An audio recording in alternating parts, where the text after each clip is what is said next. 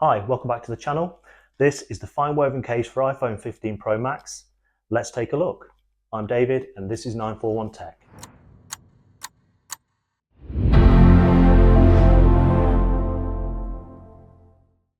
Hi. So Apple's FineWoven case is the premium offering this year to replace the leather case offered for a number of years before that. It's been very controversial and very polarizing. Some people like this case, most people don't like this case at all. I had the mulberry and I had the taupe, and I used the taupe for a couple of days.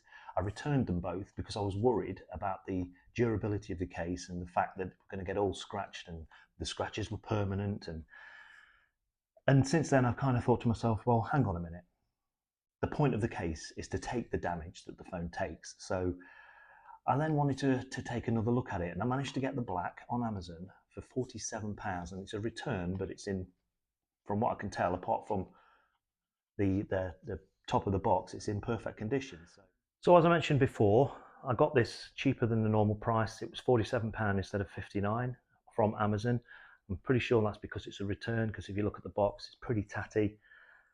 So I can put up with that. So get the case out the box, which is harder to do than usual. So there you go. Case is there.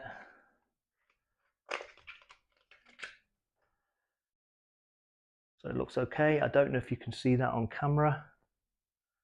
There is a little bit of a mark there. Nothing too serious. Certainly nothing I'm bothered about. The rest of the case is in very good condition. It's as new, to be fair. What I'm guessing is that someone's bought it and they either didn't like the colour, or they've seen that mark, heard all the fuss on the internet and thought, oh my god, best send this back. But other than that little mark, it's in good condition. The buttons are fine, both sides. Camera ring is fine. Feels really nice. It feels nicer than the mulberry one I had, and it feels really nice. If you like Alcantara, you'll like this. It's not really velvet, it's not really suede, but I think you'll like it. Cutouts on the bottom. Curiously, if you look at the silicone case by Apple, so the cutout on the FineWoven case feels a little bit off center, if I'm honest. And obviously, instead of the holes on the silicone case, they've gone for the open gap there. But apart from that, that's the only difference. The FineWoven material on the inside does not extend at all around the edges, but it's nice. So I'm going to go ahead and pop my iPhone into the case now. It does feel a little bit plasticky as it goes in, but there's your MagSafe notification there. And what I will say is that USB-C cutout is not centered. You can see one of the screws on the left there and not on the right. So yeah, that's something other people have also called out, but I'm not going to make too much of a fuss about it. It's annoying though, because I suspect that's going to have an effect on whether or not third-party cables are going to work with this case. It's got a very thin lay on the table design, and the camera the camera ring sticks out just about as much as you need it to. So if we test the volume up, volume down, action button all work fine, and likewise the power button. The phone feels really nice. I don't know if people are aware, but this material here is actually a FineWoven as well.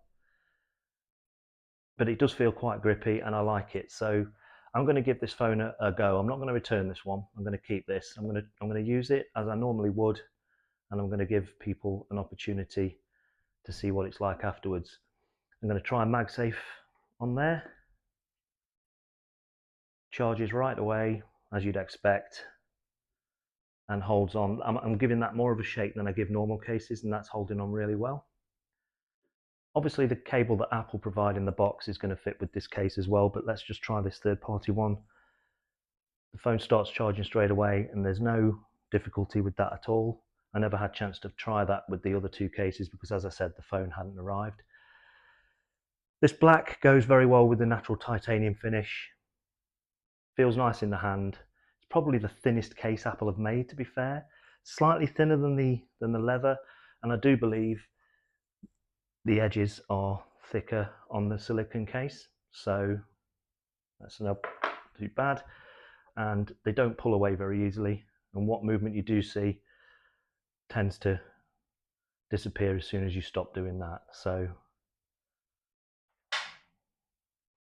it is a nice case. I'm gonna see how this works with a few other things.